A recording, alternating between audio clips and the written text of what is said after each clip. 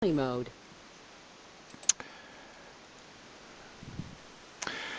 Hello, everybody, and welcome to our Leo Sirius pre-full moon webinar. What I've done is I've included in your chat box the time for the webinar tomorrow, which Tuya and I will be giving some sort of lectures and discussions about the whole Leo and Sirius process. It's really a huge thing, but it'll maybe last an hour and a half, or maybe the most two if we take questions and that sort of thing. And then at 11:55 our time, I guess it's 8:55 GMT in the morning still. So one's at 5 in the morning. That's the discussion. 8 o'clock our time, 5 a.m. GMT, and then the actual broadcast, for which you also have the link, will be at 8:55 the same morning. And as you know, that will be accompanied. It's a service meditation, and will include the exact moment of the full moon, which will occur at 10:42 in the morning and 52 seconds, almost 10:43 Greenwich Mean Time or Universal Time. It's such an important time of the year. It is that time when Sanat Kumara is said to recognize the entire spiritual hierarchy as a unified body, including all of the new members of the spiritual hierarchy. It just it affirms the identity that we have been searching for, and that identity is explained, in the words I am that. I think most of us are still reaching for I am that. And finally, I am that, and that am I, or that I am. Or more cryptically, I am that I am, the so-called name of God. And I think we all discover that in a deep sense, we are God. This is, one of those statements, of course, that can get you into trouble. In the old days especially, but there's only one being, there's one identity in all of the universe, and we are simply emanations of that one great being. I think, and then of course we return to our full identity as that one great being, and that one great being returns cyclically to its identity as the one and only, or the absolute. I have a lot of words for it. I'm coming up with a new book here about that very subject.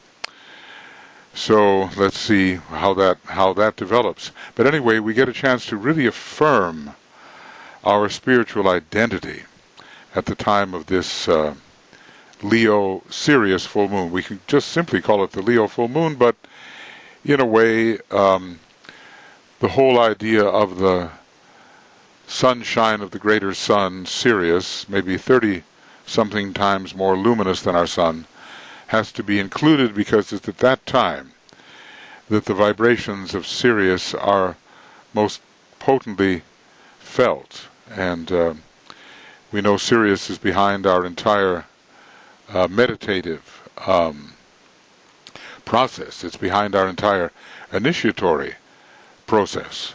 Here is the banner, I am that and that am I. The golden orange, or let's say the orange color of Leo, it's kind of a fifth ray color, but the color roaring orange, as it's sometimes been called, also associates with the first ray.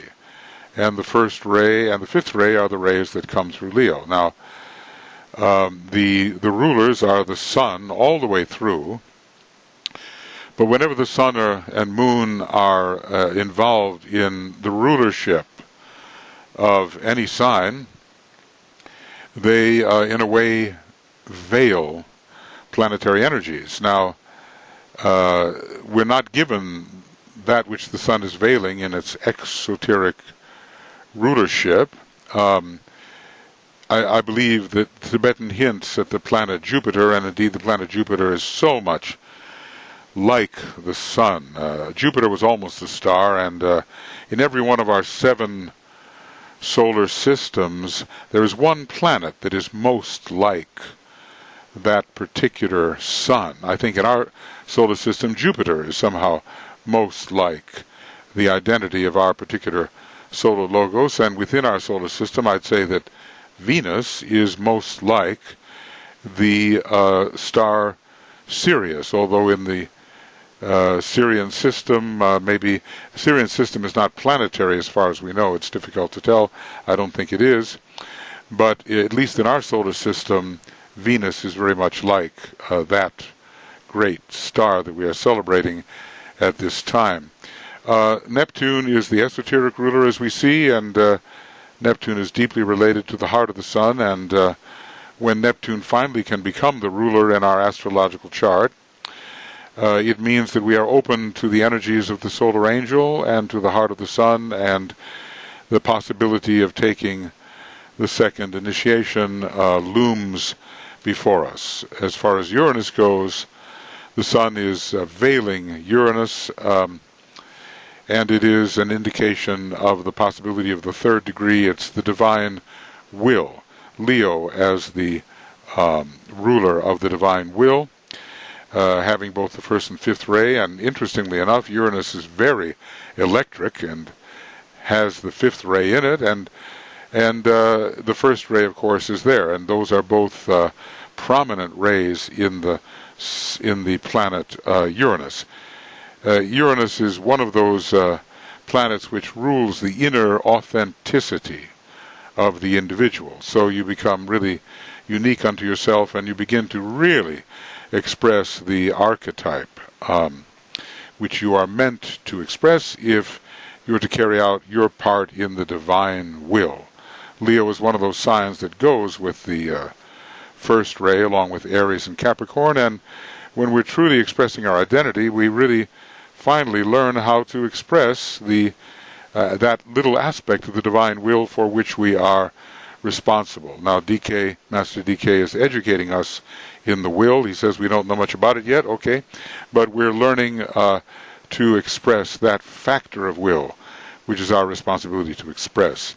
Here's this amazing Jofra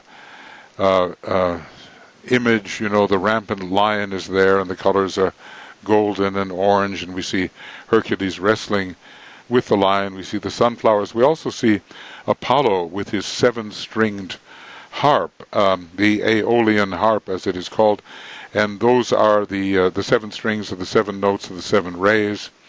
They express through the sun, and they also express through Sirius in terms of their love aspect. You know, when it comes to the 7 rays, it's not just that they come from the Great Bear. Well, they come from way beyond that, of course, the ultimate septenate in cosmos. But when they express through the Great Bear, they are expressing their will aspect. When they express through the Sun and through Sirius and maybe through the Little Bear, they're expressing their love, wisdom aspect, and through the Pleiades, they're expressing their intelligence aspect. There's been a lot in the news lately about this very unfortunate killing of a beautiful lion in Africa. You know, and his name was Cecil, a beautiful lion, wonderful lion, and it's very interesting that although this happened in July, in the middle of the sign Cancer, it really surfaced when Leo came into existence, and it has animated people in terms of animal rights in a profound way. You know, the needless slaughter of these majestic beasts. So we really do have to begin to take over our responsibility to the animal kingdom, as Master DK indeed said that we would. Well, see, it's the rampant lion, you know, somehow standing in the full aspect of the will. There's so much in these Jofra illustrations, but you can get the idea here. I'm going to turn to Francis Donald's illustrations for this time. One is this is let's see. Yeah, it's no, that's not it. I'm supposed to be able to find it. There it is. It's a wonderful image of the Christ in the process of group initiation, and each one of the group of initiates there sees as if the Christ is facing him. I'll read a little bit about what Francis said here. Maybe not the whole thing, but I know he'd be more than happy to send this to you, and if our staff can figure it out, which I can't yet, then it's possible to send all this to you as an attachment, and then perhaps you can be more aware and have these images yourself. Though they are on the internet, and all you have to do is really look them up, and Francis is very happy for you to have them because he wants to spread the wisdom through his art the best he can. He says here that within the great field of Neptunian sixth ray electric blue energy, the Christ prepares a group for initiation. Electric blue, I think it's also associated with the first ray, but indeed Neptune is somehow the bluest of all the planets. It's just gorgeous when you look at it. A profound blue, perhaps it's related to the fact that its major rays are the sixth and the second. The sixth ray soul and the second ray monad. So each member of the group is seeing the Christ directly facing him, and this is a function of group sensitivity, the key word for the Leo subject and of the second initiation. Then the Tibetan is quoted here, when Neptune, that is the sixth ray, is active in the advanced Leo subject, then emotion, desire, have been transmuted into love, aspiration, and are oriented to the soul. So we can ask ourselves, is this true of us? So many of DK's students were viewing the second initiation as a possibility, either in this life or in a few lives to come. That doesn't, it's not a lot of time as far as the soul is concerned. So are we transmuting emotion, desire into love, aspiration? The entire emotional or sensitive nature is responsive to the energies coming from the heart of the sun, i.e. from our solar angel, from our causal body, and also from the causal body of the solar logos on the higher mental plane. And the disciple is ready for the second initiation. For a deeper understanding of this concept, of course, we look at the section on group initiation. And there's also described in the scene before us progressive sensitivity. DK is telling us there are to be found numerous stages in which occurs an expansion of consciousness that leads that unit step by step from self-recognition to the recognition of superior selves, to the fitting of himself to be likewise recognized as a superior self, and eventually to the occult recognition of his own superior self. Now that's either the soul or the monad or a combination of them. He comes to recognize his higher self or ego as his true self, and from that stage passes on into group consciousness. And here he realizes first his egoic group and then other egoic groups. Well, we're on our way towards greater and more synthetic realizations. Here is a statement about group initiation. Usually group initiation is contemplated when we are dealing with the sign Aquarius, but in a way Leo and Aquarius are like one sign together. The opposites are, and so are the crosses, and all four arms of the cross meet in the center, and there we, as the becoming initiate, have to learn to stand, synthesizing all the arms of the cross. And DK tells us, well, look, you just kind of look at one arm as if that's your birth sign, but when you're born in a certain sign, you have to synthesize the other signs as well. So when born in Leo, we have Aquarius, Taurus, and Scorpio that we have to deal with, and they're all part of our inner psychological work. So it might be of interest, says DK, to point out here that during this part of the ceremony, the group is bathed in color. This is from Initiation Human and Solar, corresponding to the type of energy and its originating planetary scheme. Okay, here this is very interesting how technical is the real initiation process. Not a mystical thing at all, but very esoteric and occult. So the energy of Neptune, this blue energy, and it is the work of the initiator to put the initiate in touch with this energy. Now this, of course, the Christ can do because he's oftentimes called Neptune, the initiator of the first and second initiations. This pours down upon the group from the moment that segregation has been effected and is brought about by the initiator using certain words. So do reread your initiation, human and solar. You know, you think, well, it's a little book, it's meant for the public, but I've often found that in that book are the missing clues to things that are needed as we begin to read the later books. So let's see. Well, it's all wonderful here, and I think there's not so much that we can. I'll read this next thing here. What is the attitude of the group during initiation of the individual members? If individual members are undergoing different initiations. Okay. During the period of initiation, the group attitude is one of a focused, concentrated, and deep meditation in which the inner attitude is given solely to the concept of hierarchy. This is very much emphasized at this Leo time. He is entirely centered in consciousness upon the larger whole, wherein the ashram in which he belongs is a part. Now, remember, in the fifth rule for disciples and initiates, it's so interesting. You know, there's all this kind of ray and astrological correspondence. The macrocosmic whole is all there is.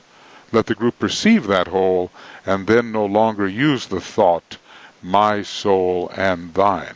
So the identity of the whole is the focus of the becoming initiate group. Focused in the consciousness of the larger whole, he is attentive to the Christ, the head of the hierarchy, because he, the Christ, is the initiator of the first two initiations. The inflow of dynamic energy becomes a group inheritance and serves to galvanize, integrate, and fuse the group into renewed activity and a deeper subjective union. So we as we go along, we will be subjected to these different modes of stimulation. Francis, I hope you're following his work on sacred geometry. I'm not going to go into that right now, but if you get this, you can read it.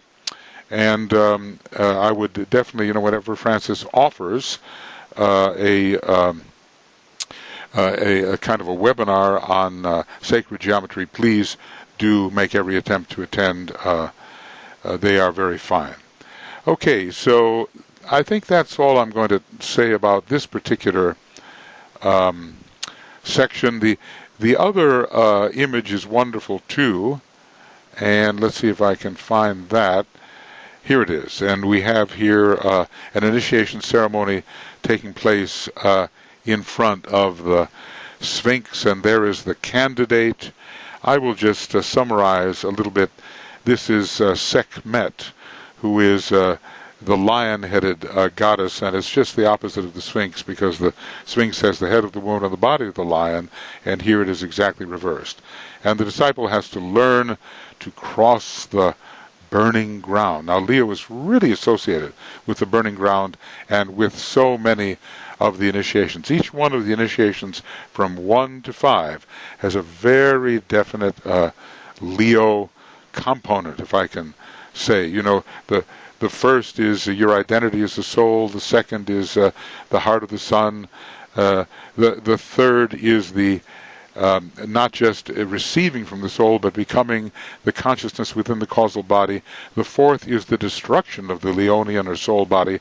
And the fifth is the great revelation, which leads to an understanding of one of the 7 or 9 paths which one will be following on the way of higher evolution. So that's the revelation that occurs at that point, when all the debris from the destruction of your causal body is cleared. So here is Sekhmet administering the initiation, and there is the need to cross the burning ground. As Francis has pointed out, the figure before us is kind of an epsilon. It's the 5th letter of the alphabet, the E, and it leads to the initiator. And it's very interesting that DK has talked about the 5th ray giving us the power to take initiation and presumably to administer initiation as well. The Hierophant, the true initiator, the Lord of the world, comes in at the third initiation, and he uses a lot of the fifth ray, and the fifth ray is that particular ray which is prominent at the third initiation. So, here there's a lot of humility. The candidate is kneeling. Let's see a little of what Francis has said here.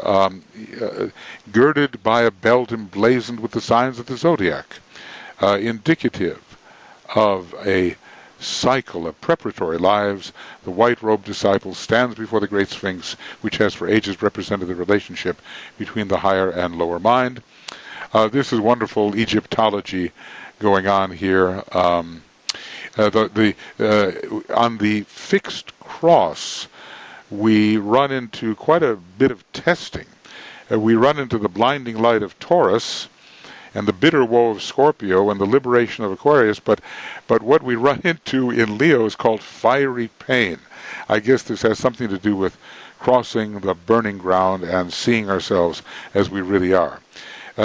So the burning ground, we see that Sekhmet, who is called the mistress of the sacred eye, who purges the chamber of transformation, has sent forth the eye of Ra.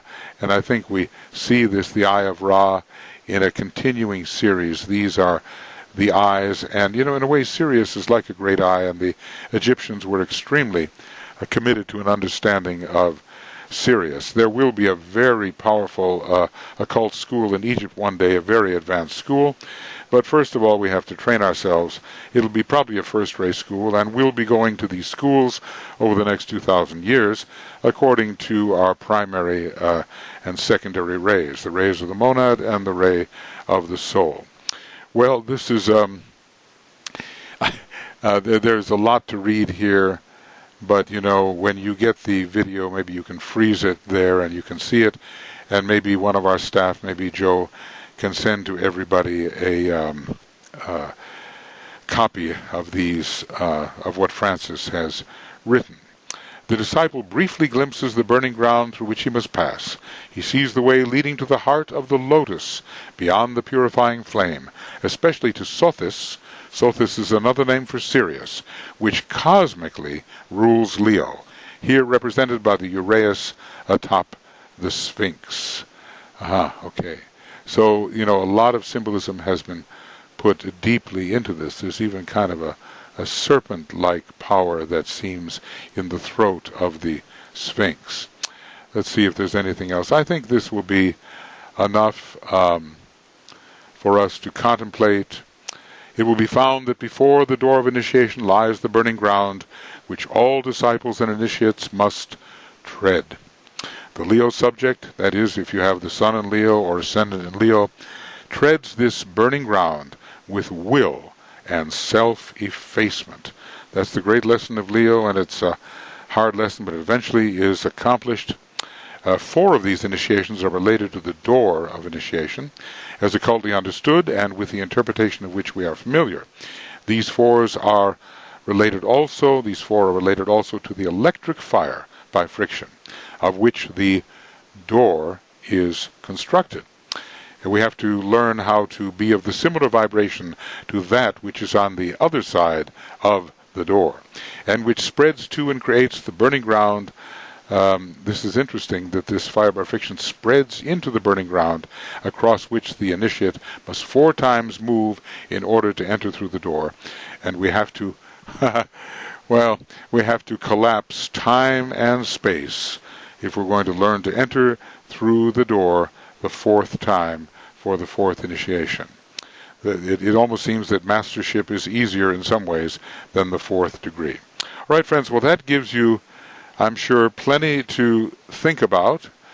And now we will move into our meditation proper. And, let's, we're building up to the time, I guess it's about 15 hours from now, roughly 15 hours and a little more from now, or almost 15 hours from now, that we will actually be having the exact moment of the full moon. So let's build ourselves up towards that moment.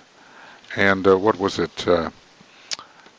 Somewhere I've left it. Was it 10:42 and 52 seconds? Something like that. I have so many pieces of paper in front of me here, and that's it. 10:42:52. All right. So now we begin. And by now many of you have worked with this type of initiation that I'm type of meditation rather, which I am using largely to a degree astrologically based. But still I think we have to learn to know these energies, and I see that Joe has sent you some handouts there that you can download, and they will be of use to you. All right, friends, here we go. So right now we have passed through the days of preparation with the proper kind of detachment and renunciation, trying to take our minds away from preoccupation with mundane things, which does not mean that we will not perform them properly, but our real state of consciousness is other. So we rise through confidence and aspiration. We are now in the day of dedication, and very shortly we'll be within the 12-hour period, which is for receiving, safeguarding, and holding. And then we continue, of course, in 3 days following. After the 12 hours from the full moon elapses, we go into mental registration, the astral sense of expectancy, and the confirmed belief in the brain that all of this has transpired. And we attempt to stand as an example. So now I'll slow down a little bit. Academic information is one thing, and then meditation is another.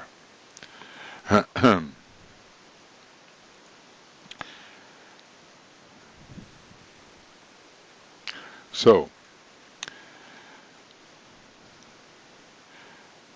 we're focusing within as the soul in incarnation.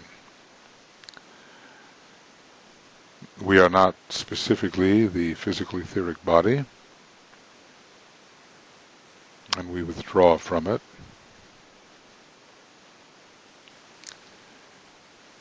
Nor are we the astral vehicle. Of course, eventually everything is everything else, but at our stage we need to detach ourselves from the vehicles, which we can better use once that detachment occurs. So we detach from our emotional, sentient feeling responses, which are so often involved with things in the three worlds.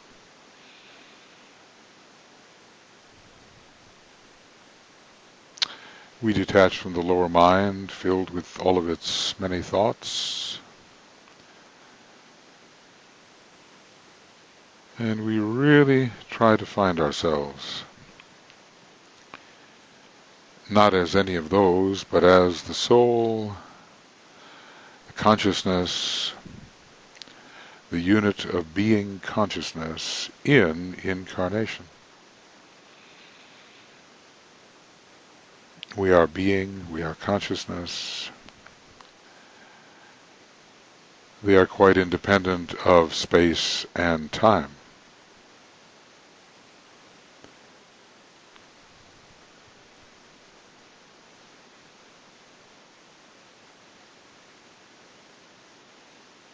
And we phase out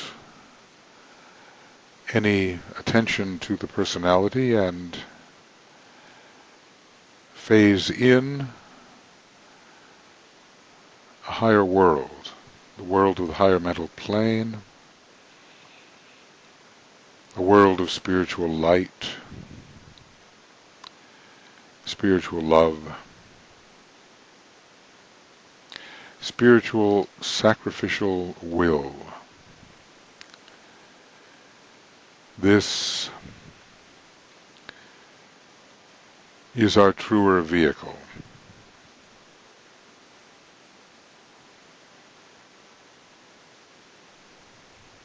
It's the vehicle in which we all seek to focus our consciousness through proper meditation, eventually. And it's as if we stand at the very center as a point of being consciousness within the central fire of the egoic lotus. Of course, that fire for us is not fully radiating. It will at the 4th degree, but through the imagination we place ourselves in the very center of that fire.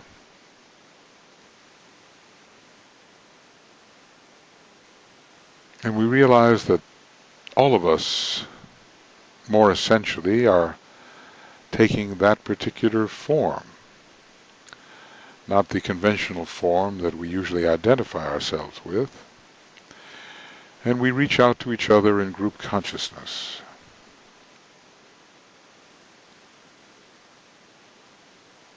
From all over the world. But time and space are not what they seem.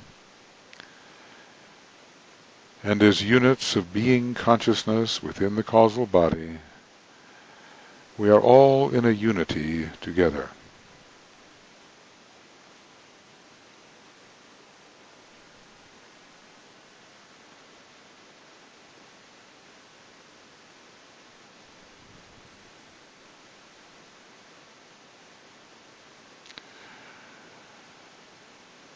And we reach out also in soul to the men and women who are members of the new group of world servers, like points of brighter light in the various nations. We don't think of them as personalities, we think of them as souls on the soul plane, just as we are thinking of ourselves now. And we strengthen that network, we support that network.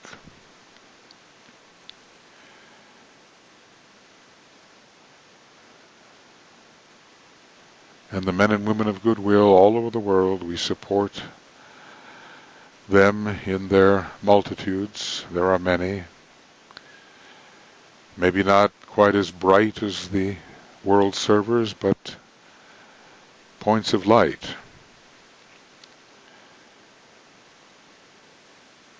Affecting their environment positively.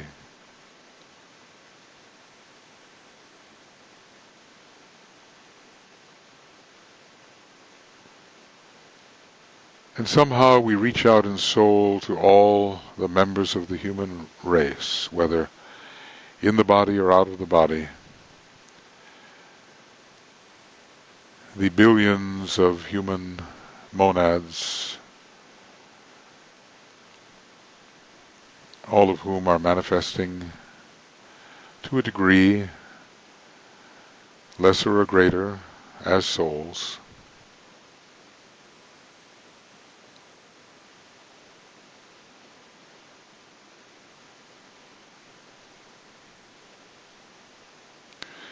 And in this unified field of souls, we realize, as the Tibetan has said, there is no my soul or thy soul, but only the one soul of humanity.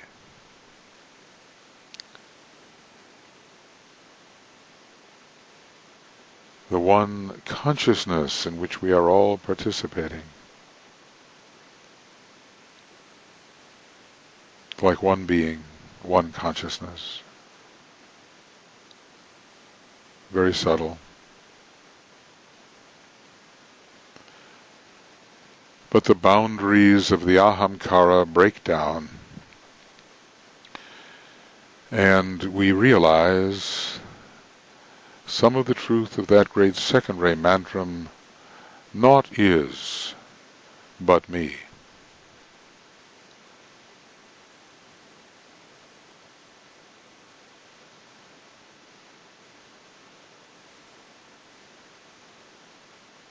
Naught is but me. And at the time of these full moons, that can be more intensively realized.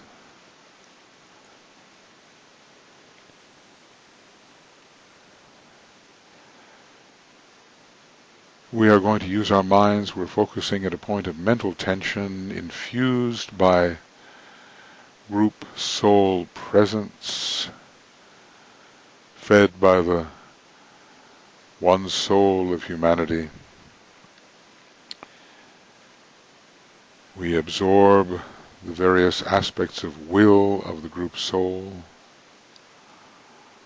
We absorb them, the will to initiate, the will to unify, the will to evolve, the will to harmonize, the will to act, the will to cause. And finally, under the seventh ray, the will to expression.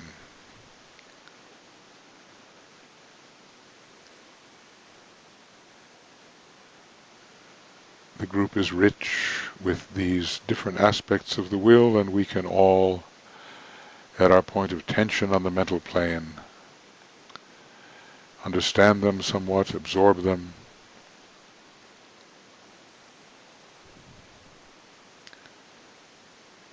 Our purpose is to reach into the higher worlds via the individual and group rainbow bridge.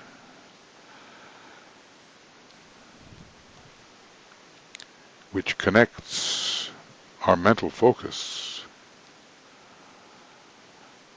with the manasic permanent atom, the abstract mind,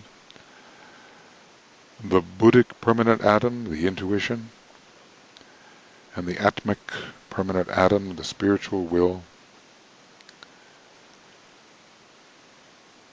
So we're going to imagine our individual rainbow bridge. It's going to be constructed principally of two colors for the individual. Red for the first ray, indigo second ray, green third ray, yellow fourth ray, orange fifth ray, rose color sixth ray, and violet seventh ray. There are other colors, of course, but one can use these. And so each one of us imagines that from our mental unit there is a bridge of light of a quality we can feel, the color of our soul ray and our personality ray, or the color indigo if you're not quite certain what to use.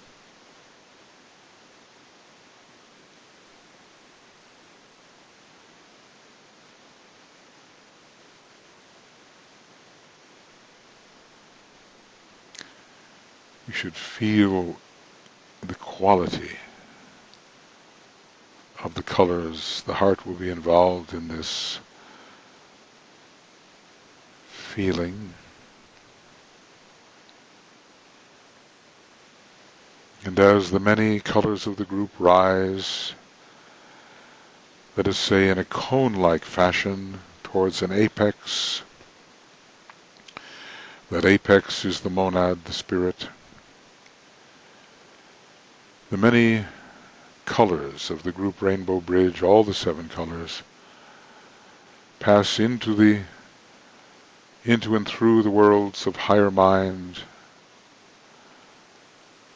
of intuition, and of spiritual will, all in the spiritual triad.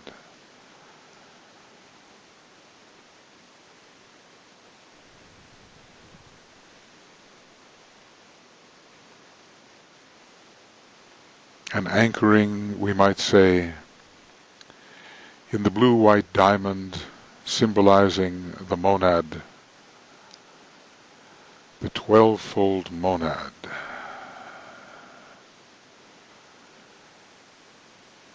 And creating for us a bridge towards true being.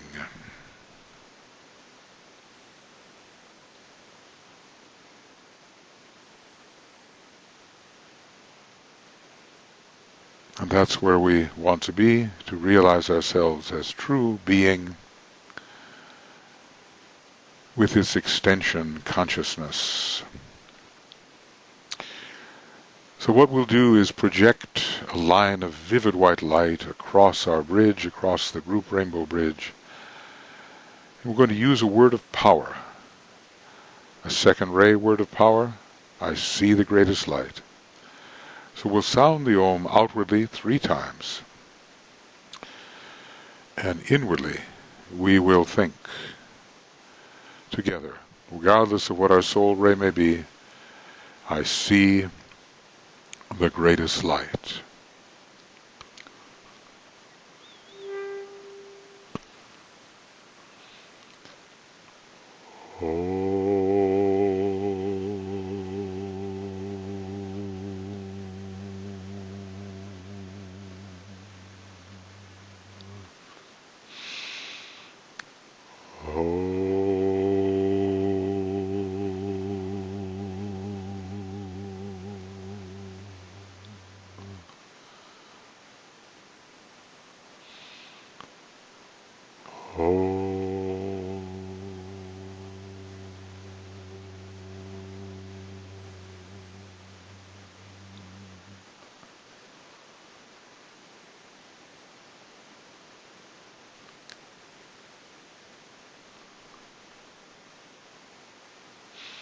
That greatest light, part of the unfettered enlightenment of Shambhala, which will intensify in our lives as the incarnations pass.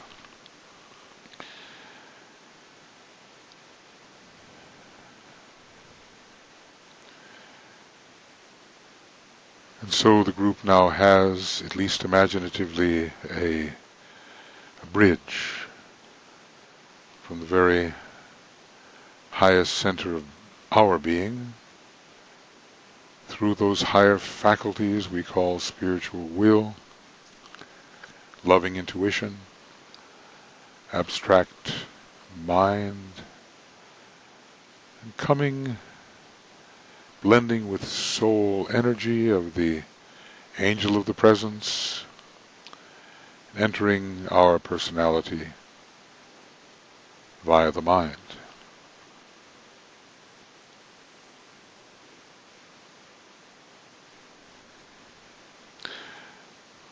So I don't know how often it happens for us, but we're beginning, at least imaginatively, to participate in that world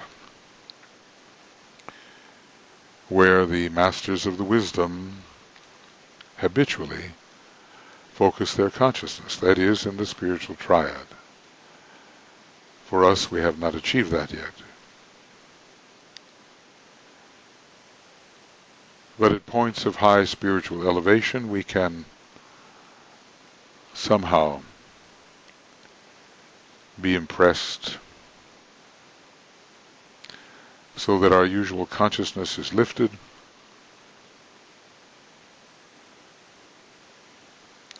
into something far more vast and inclusive.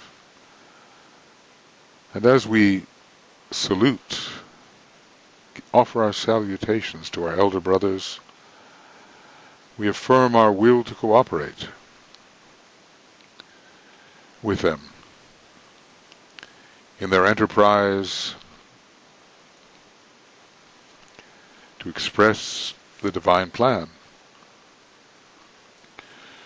according to the purpose that they register from Shambhala. We want to be co-workers, cooperators in their great enterprises, in our own little ways. So we offer our solidarity to certain members of the creative hierarchy and then to all the great body of hierarchs. We feel gratitude, which Master Morya says possess the best fires, the greatest fires. We feel the fire of gratitude as we salute and offer our solidarity with the masters and the head of the hierarchy, the Christ.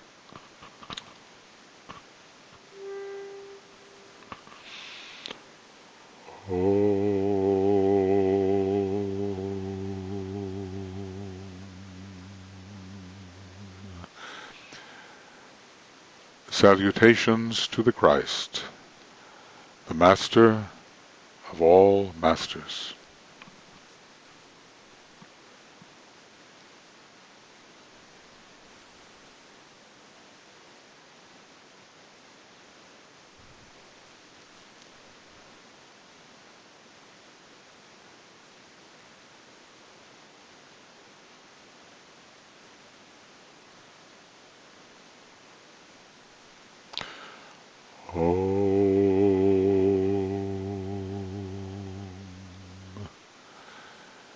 Salutations to the triangle of masters with whom we as a group most closely work,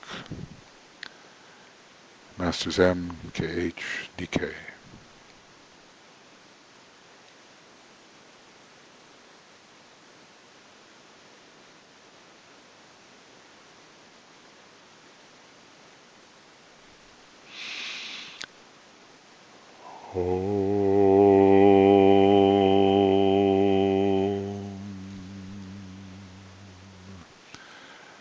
Salutations to the Master Morya,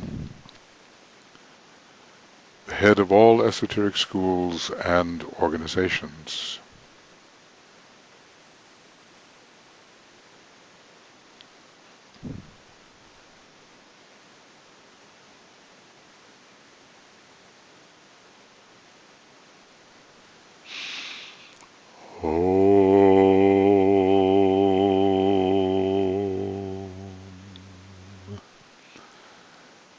Salutations to the Master Kuthumi, the Master most responsible for the preparation for the reappearance of the Christ.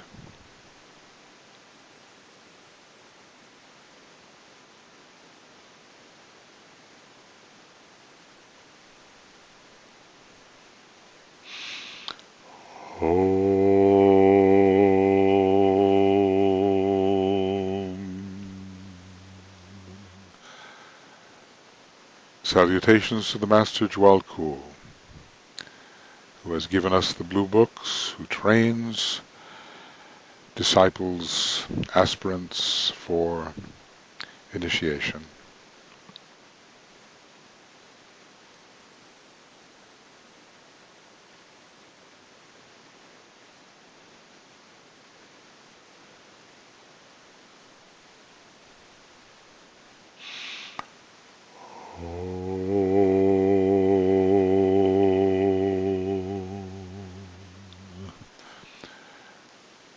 Salutations to your own Master as you know him to be or conceive him to be.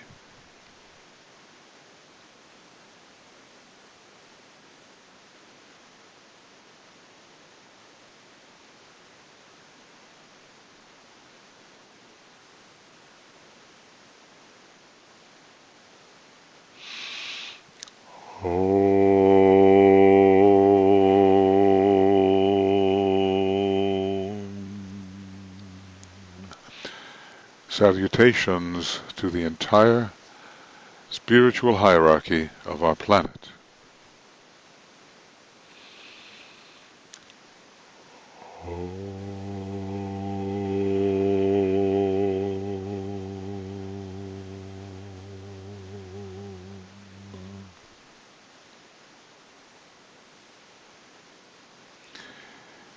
We hold our point of tension, if anything intensifying it,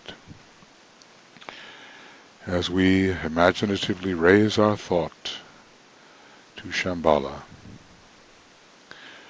the center where the will of God is known.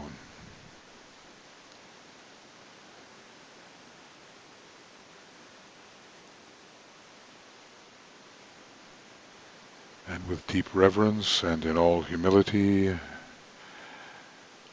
we attempt to identify it as a group, to attune to the presence of Sanat Kumara, standing at the very center of Shambhala.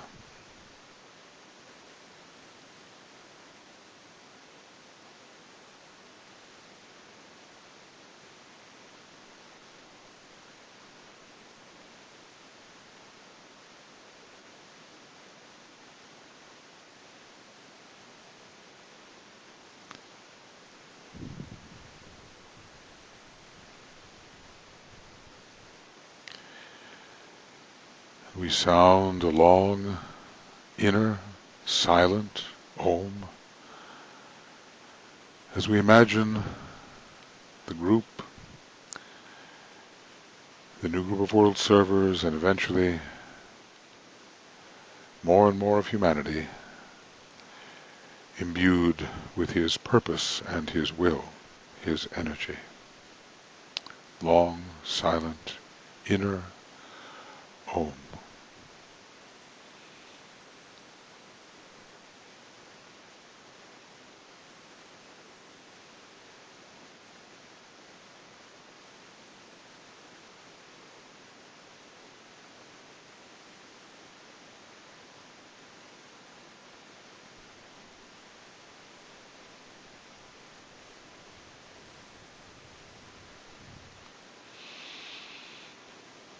Try to remain in this impression of divine purpose and will. Leo is a first ray sign, and the divine will as it works through the soul is particularly impressive at this time.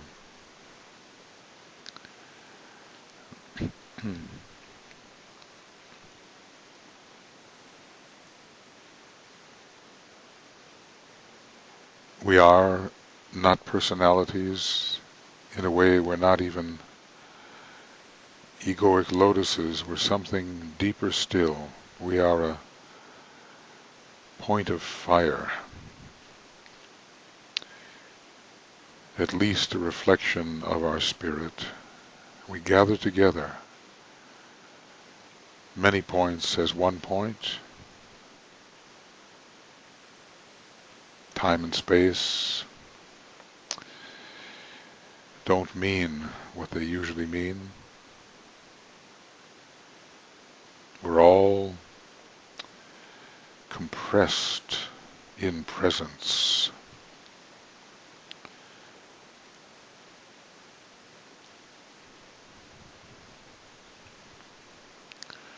We as if hover over the golden path which we know leads to the center of the indigo sun. That will allow us to begin in imagination our extraplanetary journey. For the golden path shortens and shortens as we at the point move with it.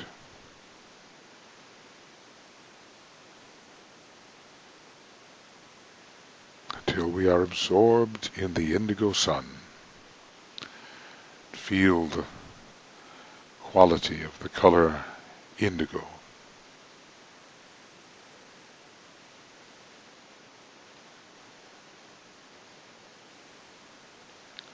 And in this indigo sun, we as if meet with the consciousness, the overshadowing consciousness of Master Decay, trying to become, as a group, an outpost of his energy, his consciousness, thereby understanding the planetary and cosmic energies more completely.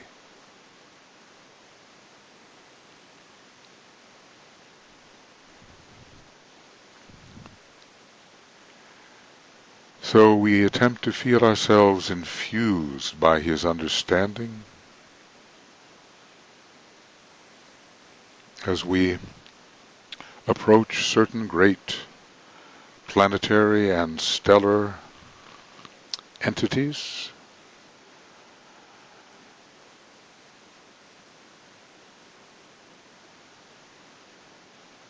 We'll be thinking of the Sun and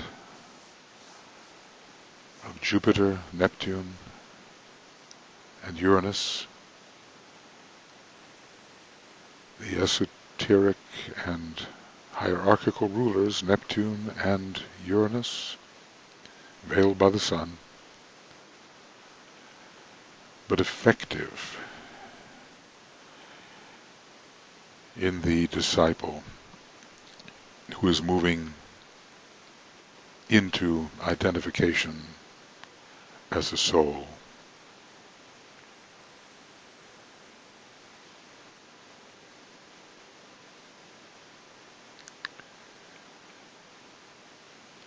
The power of the Sun, the vehicle of the Solar Logos.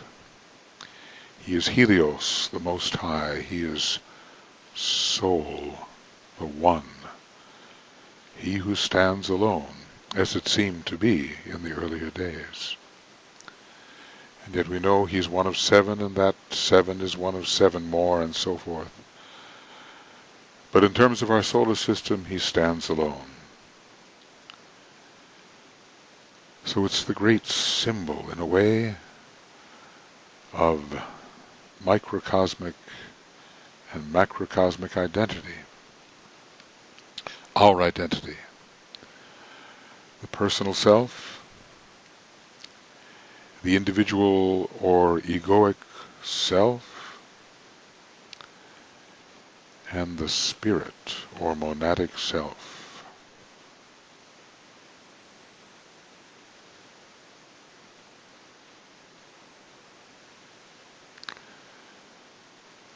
The Sun is all three.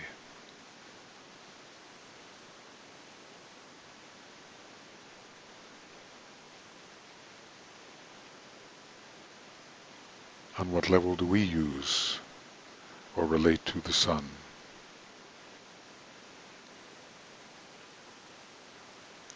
Surely we are moving beyond identification as a strictly personal self.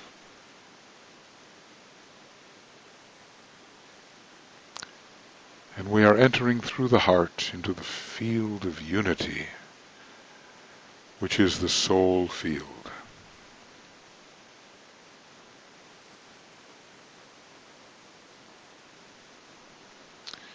Our Solar Logos, the source of life, consciousness, and will in our entire solar system.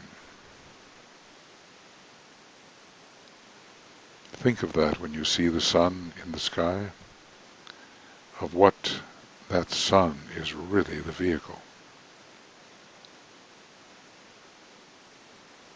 A huge consciousness. A huge power.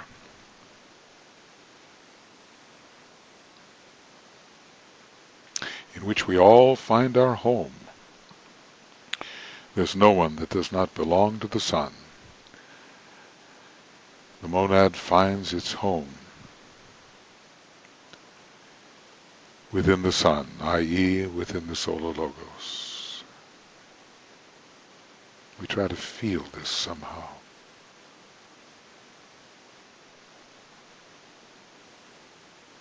all together as spirits in the Solar Logos.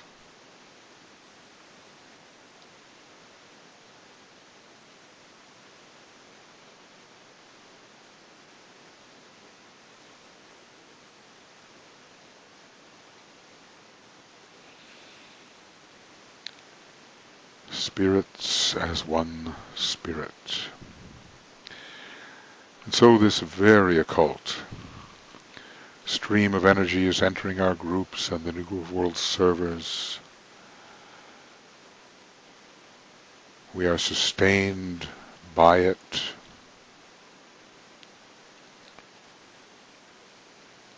It's really the blue logos. The blue logos. Esoterically, the blue stream pouring through our hearts, through our group heart, and nourishing with love and with will and vitality all of us, all of our groups.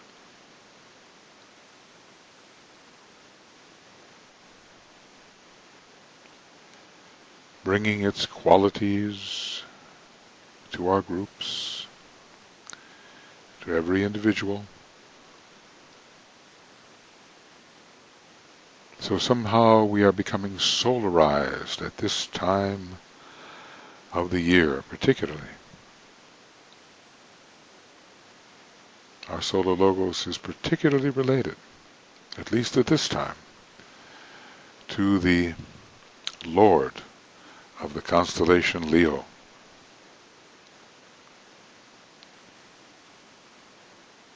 So as we sound the Om and see the energies flowing into the group and groups, we feel ourselves particularly vitalized by that which the Sun, that which the Solar Logos is, the great sustainer. We couldn't live a minute in our particular forms without all that the Sun, Solar Logos, is and represents.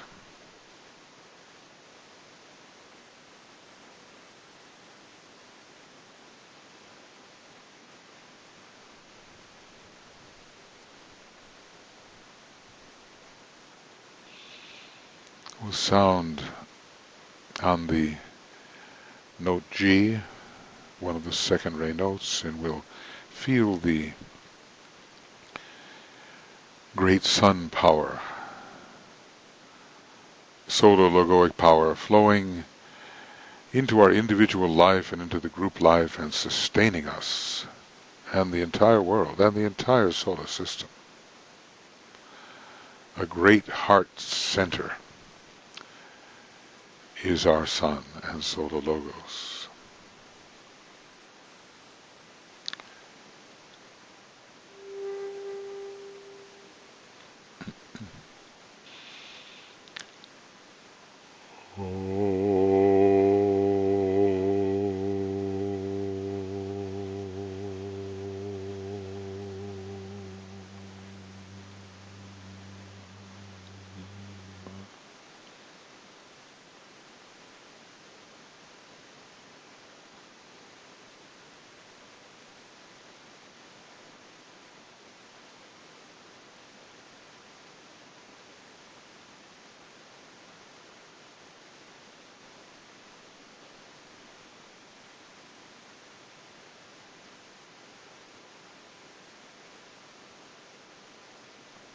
We need a new relationship with the Sun. Every disciple needs eventually to become solarized, a new relationship with the Sun, Solar Logos, and inevitably with the Solar Angel, which comes from the heart of the Sun.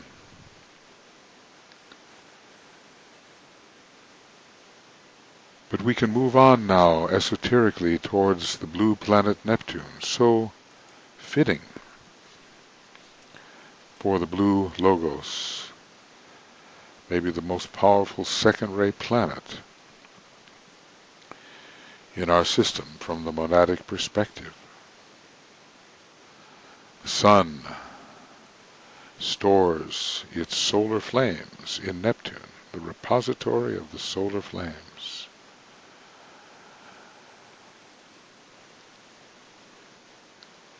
The heart of the sun, the soul nature of our solar logos, mediated through Neptune. The alignment from the heart of the sun on the higher cosmic mental plane, through the subjective sun on the cosmic astral plane, through Neptune, through Venus, through Sanat Kumara, the Lord of Venusian love,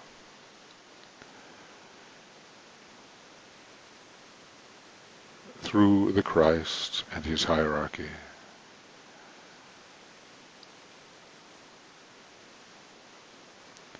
Through the group soul and your own soul nature, into the heart in the head center, into the heart center. We attempt to feel the glowing warmth of love divine. And behind that all, of course, the cosmic Christ of our local cosmos system, Sirius. All of this coming through Neptune into our planet. A new relationship to Neptune, not so much emotional, astral, but relating to the Buddhic intuitional plane, relating to the monadic plane, relating to the cosmic astral plane. Neptune will bring all of this for disciples like ourselves, more the heart of the sun, the solar angel, the ability to love, to identify, to feel with compassion, to be motivated by love. We all need this.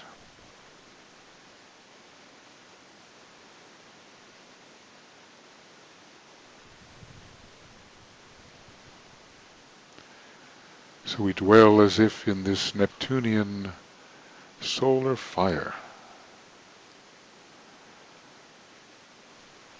this melting away of ordinary desire until it becomes truly aspiration and love and inclusiveness that melts away the boundaries between people and between all the kingdoms,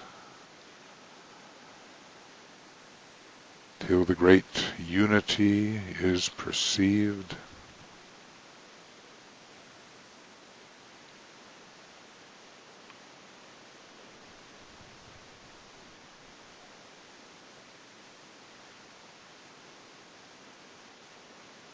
The warmth of heart, the glowing warmth of heart, the solar flames in the heart,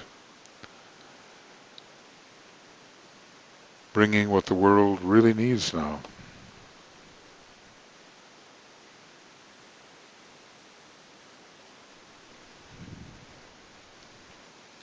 And which every group needs.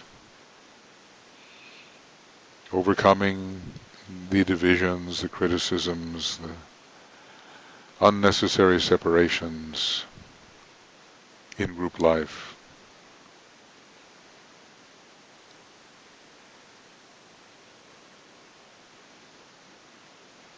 And this is the Christ vibration conveyed to us in the first and second initiations, and then later again at the fourth and the sixth and beyond.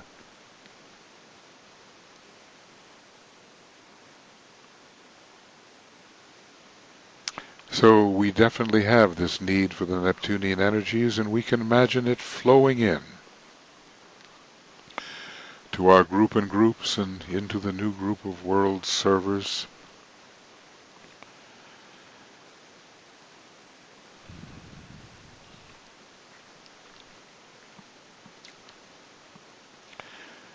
We'll sound an Om as we watch it, imagine it, pervading our lives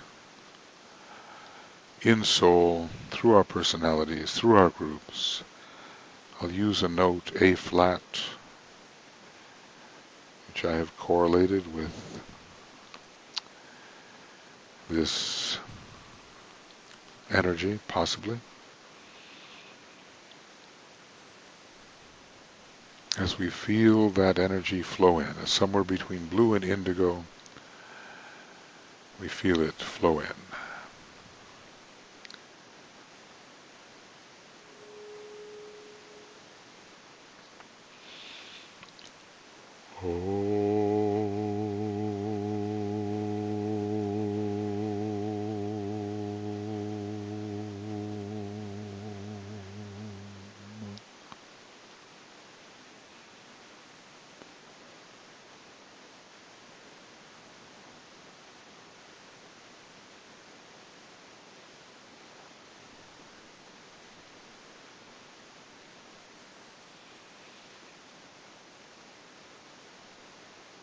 For so many of us, the heart of the sun is the next objective. For so many of DK's disciples and aspirants, and for the great majority of those he was training, it's the heart of the sun. I am that.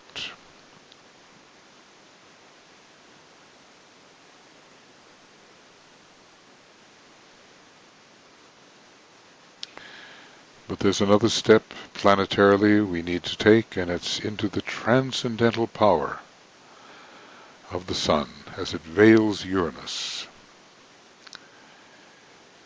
And it's Uranus in relation to Leo hierarchically considered. It's ultimately the will of the Solar Logos working through the divine flames, working through the lords of fire, through the solar angels, working through the planetary Logos. It's the will. Of course, the will is love, because our Solar Logos is a great heart center in a cosmic Logos, but it's the will as love. And we call that electric fire. Pure spirit emanating on the cosmic physical plane through the sea of fire, the logoic plane. Pure electric fire, but subsidiary to the great heart of love, passes through the monad, through the spiritual triad, through the fire of the jewel in the lotus, and finally expressing purposefully through the central jewel in your crown center, the heart and the head, the crown center of all the group members, and eventually through the jewels in all of the lotuses. We want to realize that will to express, it's a Uranian thing, through electric fire, the first ray, the divine archetype of your true, essential spirit,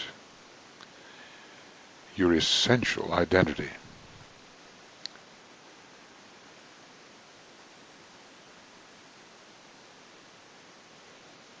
It's beyond time and space. And if we could, we would grasp the occult oneness of all through a flash of identification.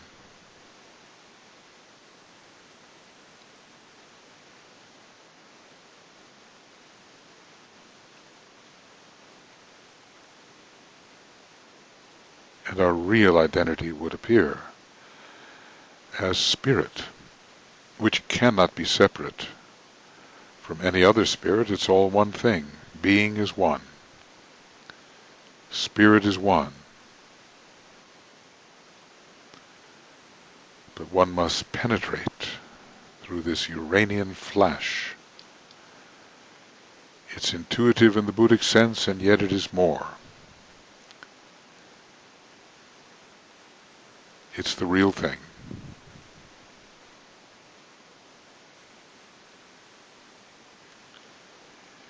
As the layers peel away, and as all our false, partial identifications fall away,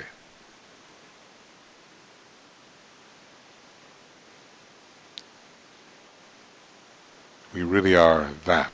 I am that, and that am I.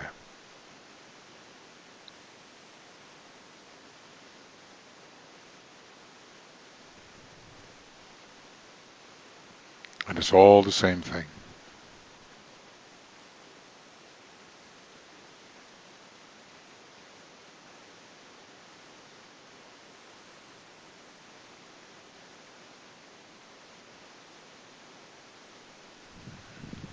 It's even beyond occult intimacy.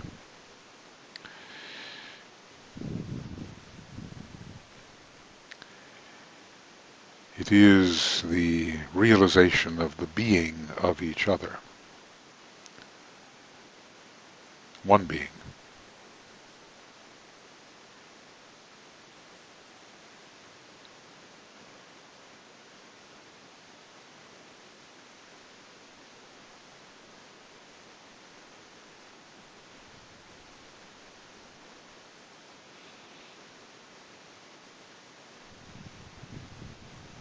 And in our groups, we need this fundamental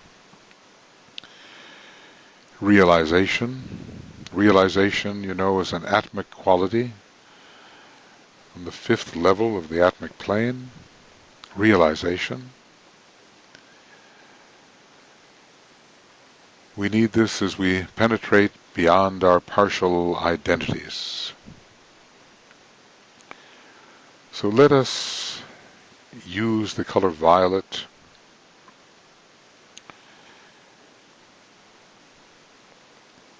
It's a 7th ray color, and then perhaps monadically a 1st ray color for Uranus, whether it's the blinding white or the red,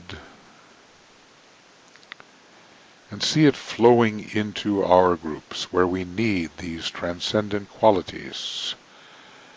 And we visualize ourselves and the servers imbued with the divine qualities of the sun veiling Uranus. We'll use a 7th ray note, the B, and this tremendous occult identificatory power, revealing our true spirit, flowing into our group and groups.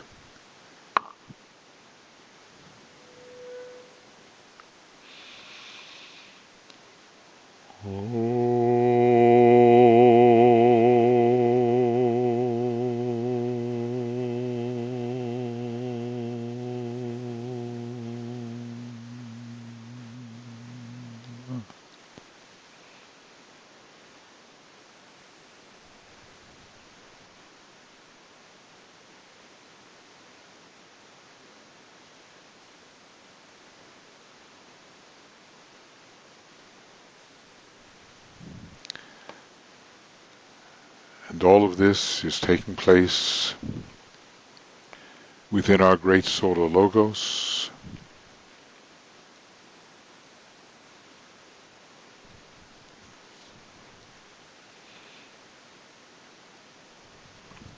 The heart of love. Our God is the consuming fire of love. Finally, that's the great lesson of our solar system, this particular solar system.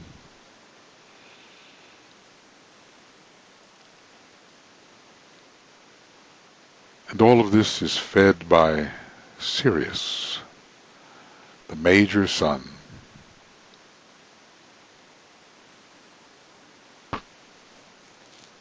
The initiator of our solar logos, the blue star, the star of sensitivity,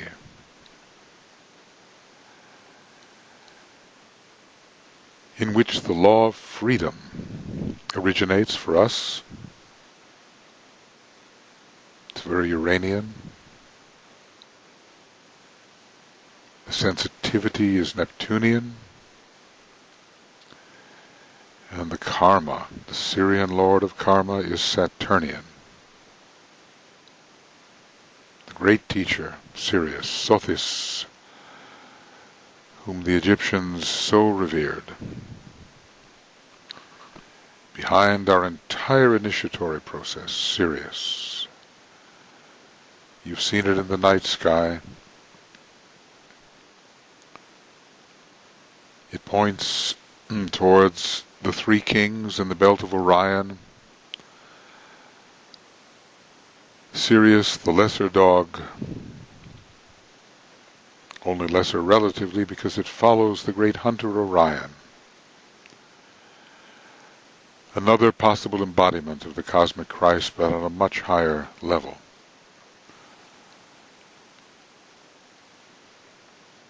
Sirius, the scorcher, the purifier, the initiator, rendering the mundane sacred,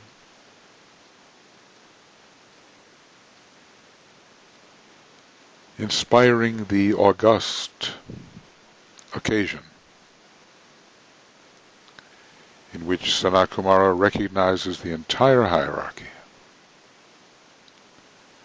the true serving body, illumined, powerful,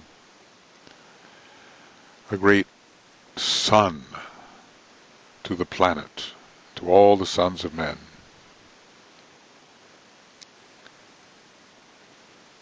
The Syrian way.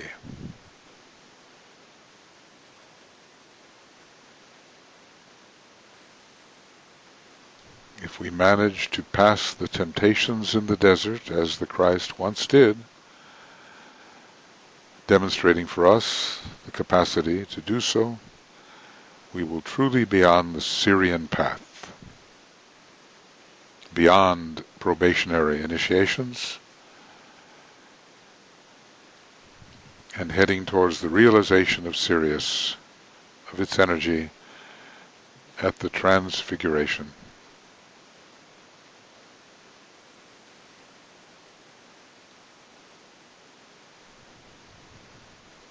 So we open ourselves to this Syrian solar line,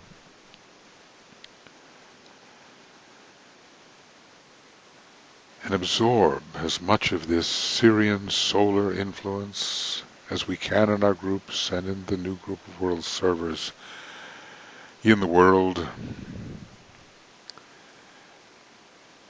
Humanity needs this energy. We imagine the flow.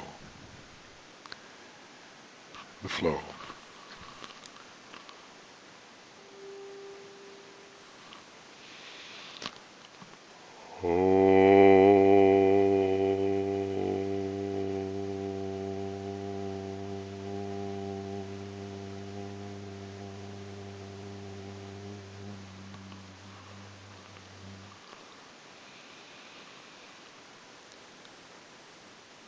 Ultimately, we are representatives of Sirius. The bulk of humanity, probably 80%, 85%, is on the fourth path, resonant with the fourth kingdom of nature, treading the way, on the way of high revolution towards Sirius to become solar angels of the future solar system. A very mysterious path with lots of fourth rays, sixth rays, second ray, As initiates, progressing initiates, we become representatives of the Sirian system.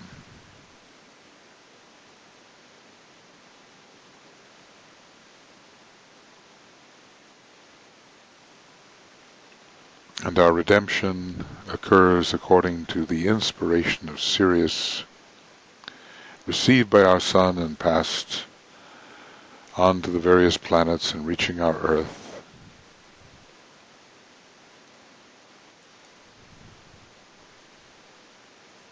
So hold Sirius in mind very dearly during the coming hours and in the days of distribution. And if you're in a position to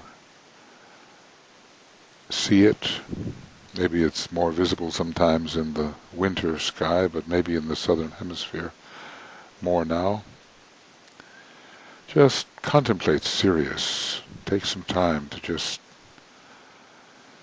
stare at it and imagine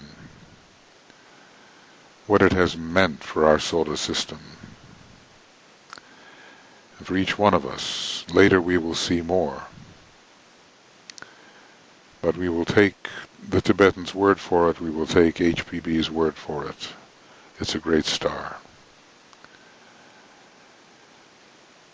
And finally, in this ascent, we reach towards the Lord of the constellation Leo, where the light of the soul is focused. A reflected point of light logoic or divine. This point of identity emerging from the darkness of matter into blazing individuality, the radiant divine dragon of wisdom. Leo, Lord of the constellation Leo.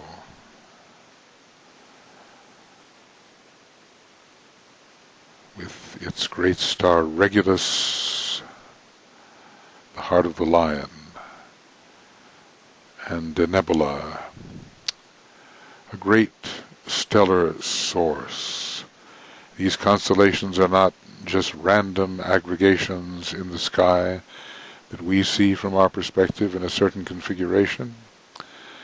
That configuration reveals to us their nature. The Lord of the constellation Leo, bringing us the first ray, the fifth ray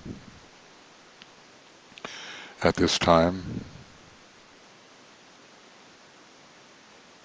A great being,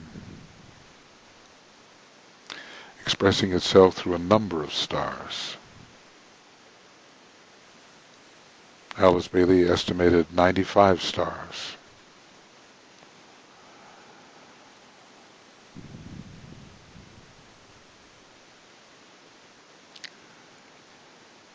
The group consciousness of the solar logoi working through a lord of a constellation.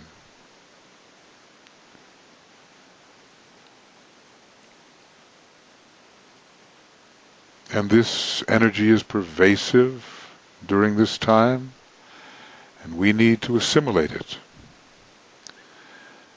That's the New World religion, a big part of it, assimilating the gifts of the zodiac at the right time. So we will enter the silence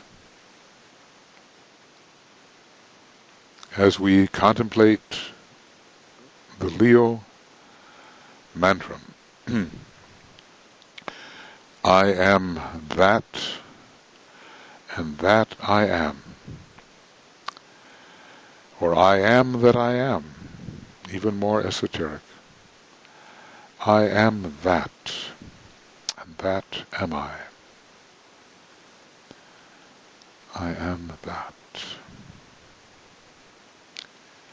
and that am I.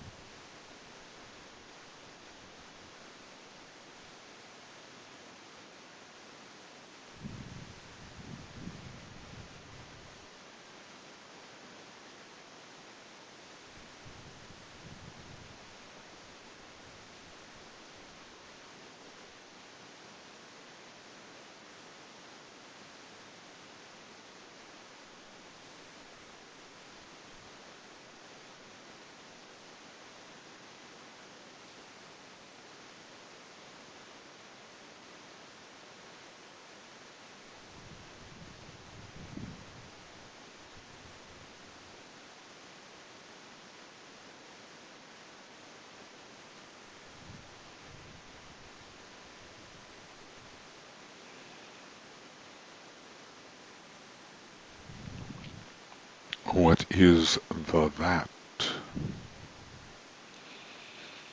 It's very deep in our nature. What is it? I am that. And that am I.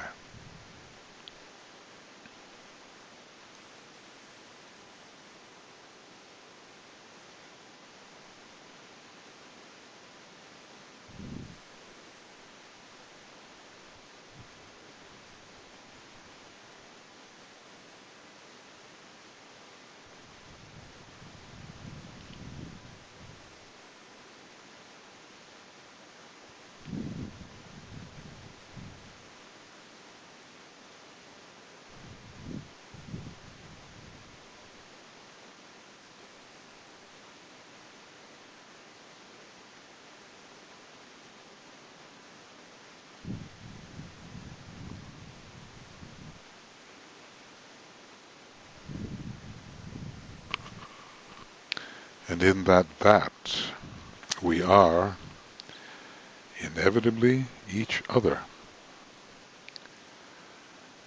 I am that, and that am I.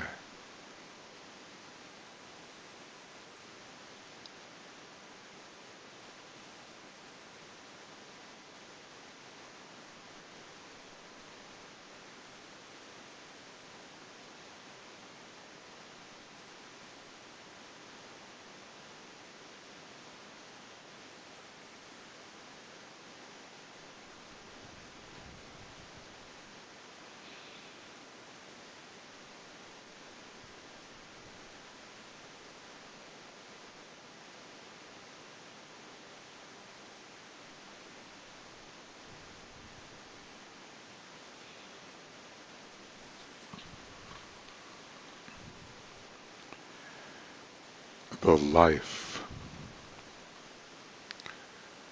life and the lives that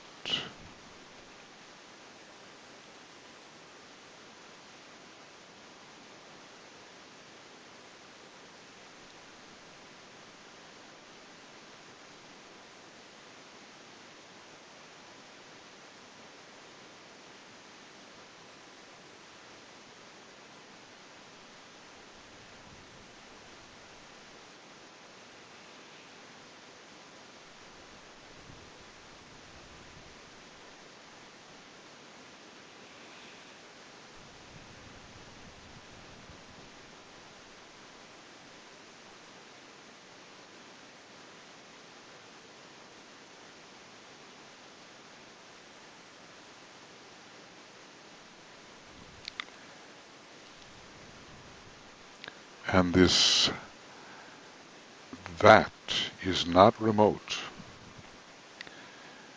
We want all of us to feel it,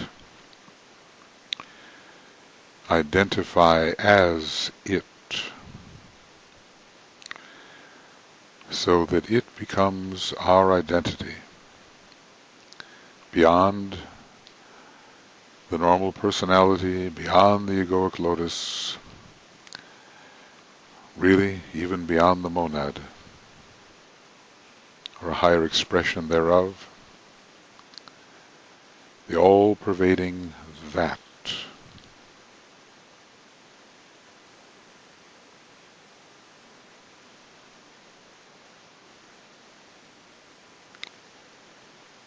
I am that, and that am I.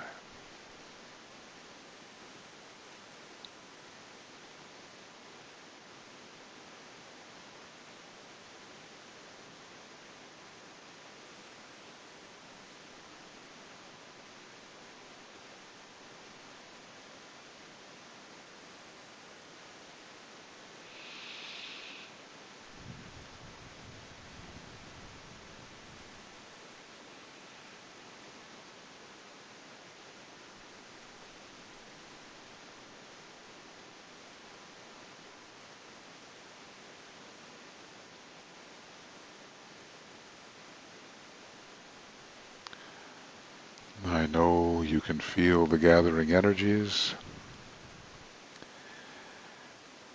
and we need to be pervaded by them during these hours coming, leading to the full moon, and be on such intimate terms with these energies that when we go to distribute them through our thoughts and words and deeds, it will be a real distribution, not just theoretical, but a felt energy. The energy of that pervading what we usually think of as ourselves, until finally we begin to think of ourselves as that.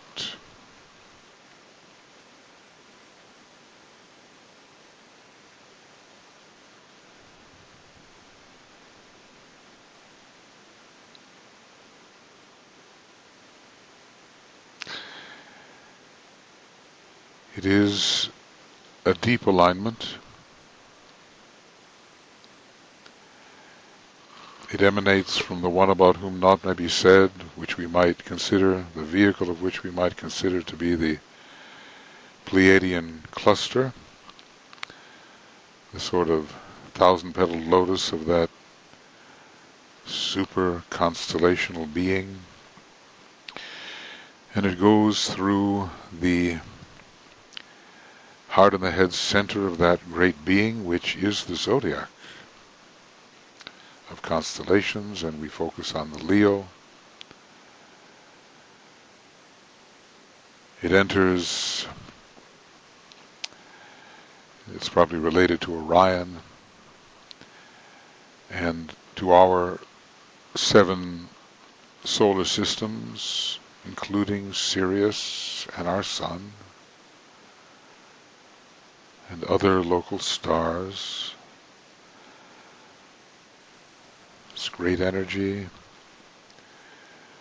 through our solar logos, through the Sun, through the particularly receptive planets that have the strongest second ray at this time. Neptune, Jupiter, Venus, and of course Uranus in another aspect. And into Shambhala, and touching every spirit that we are, and through hierarchy and the Christ, and touching every soul that we are, and down into our vehicles, the heart and the head center, the heart center, solar plexus, finally affecting our astral body with love, divine love. This great love, uniting us all. We are all one being, but we need to be united in our natures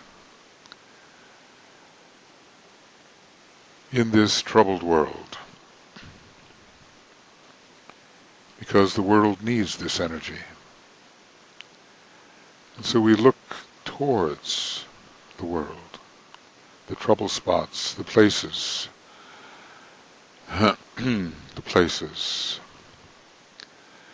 where the great energy of love and identification beyond the personality is needed. So think of how this energy would help in a place or destination of your choice.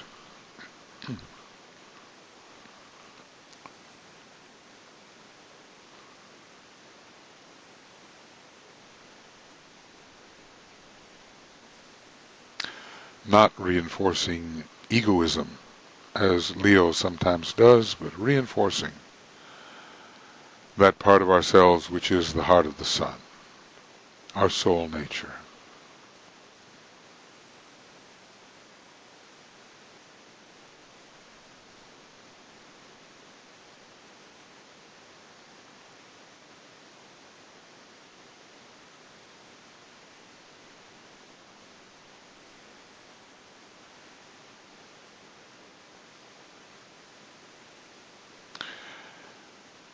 And as we sound the Om 3 times on the blue note, we will think of this great energy of identification as spirit and soul flowing into the troubled situations and helping to resolve them. We see this in our imagination as we sound the Om.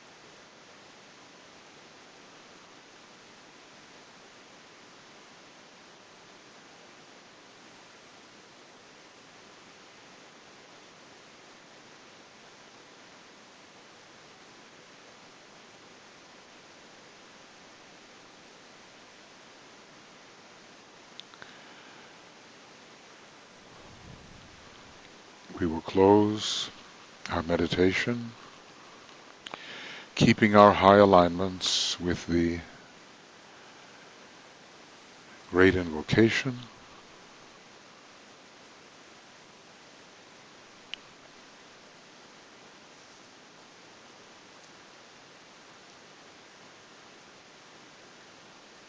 I'll bring it up on the screen in case we need it.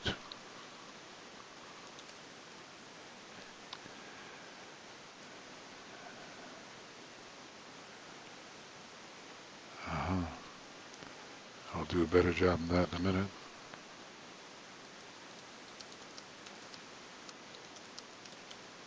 Okay, it will come up now. We'll keep our alignment and bring the beauty of Leo, Sirius, our solar god, the great planetary lords, all into our planet and into our groups and into our individual lives.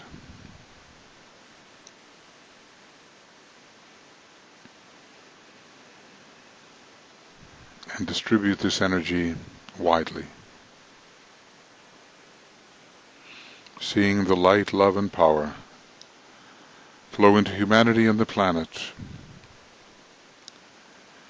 and rendering all more lighted, more loving, more spiritually sacrificial.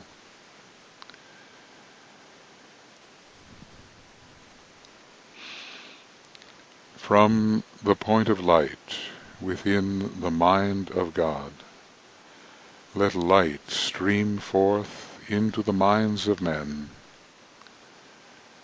Let light descend on earth.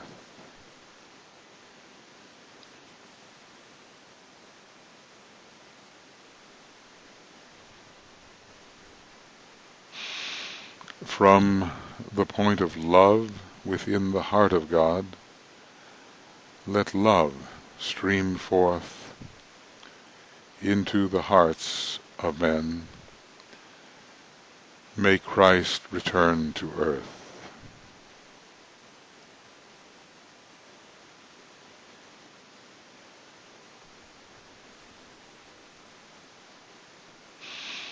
From the center where the will of God is known, let purpose guide the little wills of men, the purpose which the masters know and serve.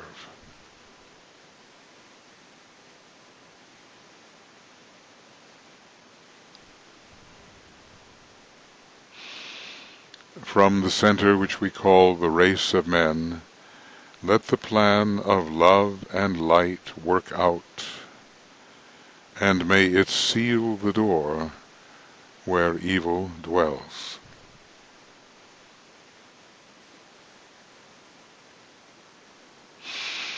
Let light and love and power restore the plan on earth.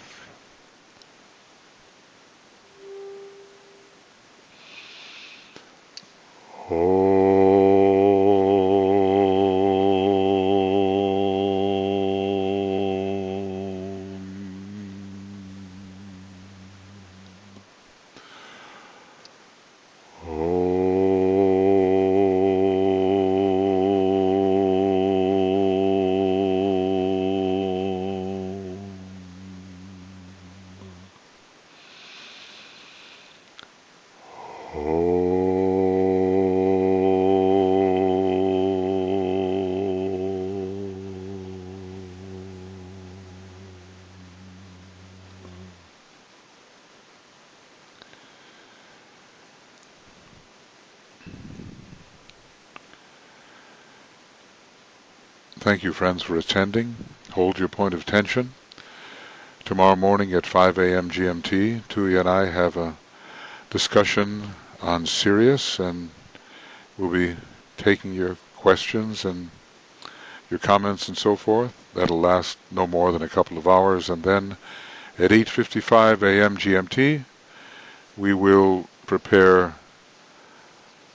have the broadcast leading to the full moon, which occurs at 10:42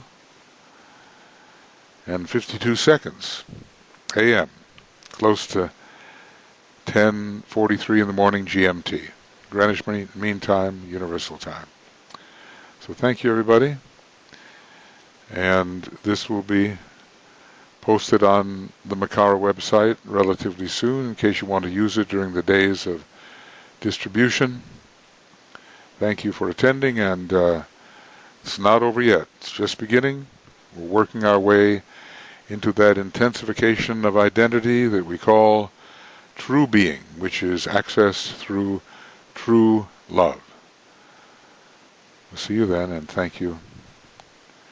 See you on our tomorrow, whatever time it may be for you.